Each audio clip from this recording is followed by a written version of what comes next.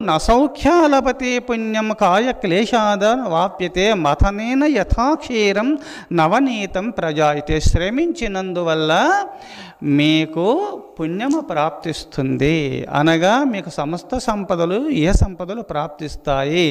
ఆధ్యాత్మిక మార్గంలో పయనిస్తూ మోక్షము కావాలంటే మోక్షము ప్రాప్తిస్తుంది. మాకు ఇహ సంపదలు కావాలని నిష్కామ కర్మయోగులై విహరించినందువల్ల ధర్మాచరణ కలిగి ఉన్నందువల్ల ఇహ సంపదలు ప్రాప్తిస్తాయి. అందుకోసము పరసంపదను ప్రాప్తించాలనుకున్న వాళ్ళు కూడా ఏమి చెయ్యాలా?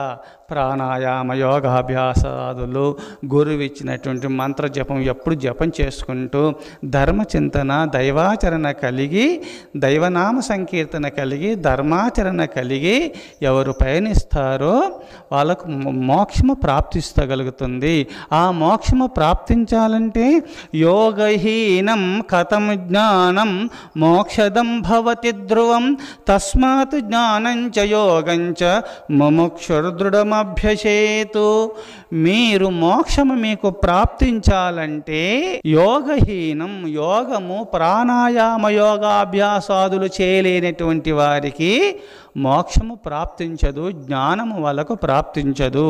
యోగహీనము కథం జ్ఞానం మోక్షదం భవతి ధ్రువం తస్మాత్ జ్ఞానంచ యోగంచ ముముక్షుర్దృఢమభ్యసేత్. దృఢంగా అభ్యసించాలా. ప్రాణాయామ యోగాభ్యాసాదుల వల్ల యోగా చిత్త వృత్తి నిరోధ, యోగాభ్యాసాదుల వల్ల మనసును జయించే శక్తి నీకు ప్రాప్తిస్తుంది. సమస్త ఇంద్రియాలు జయించే ధీశక్తి నీకు ప్రాప్తిస్తుంది. యోగాభ్యాసాదుల వల్ల జ్ఞానము ప్రాప్తిస్తుంది.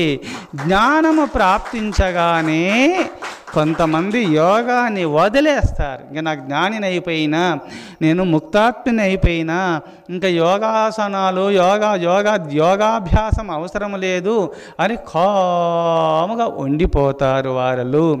అట్టి వారికి రాగి చెంబు తోమగానే ప్రకాశిస్తుంది.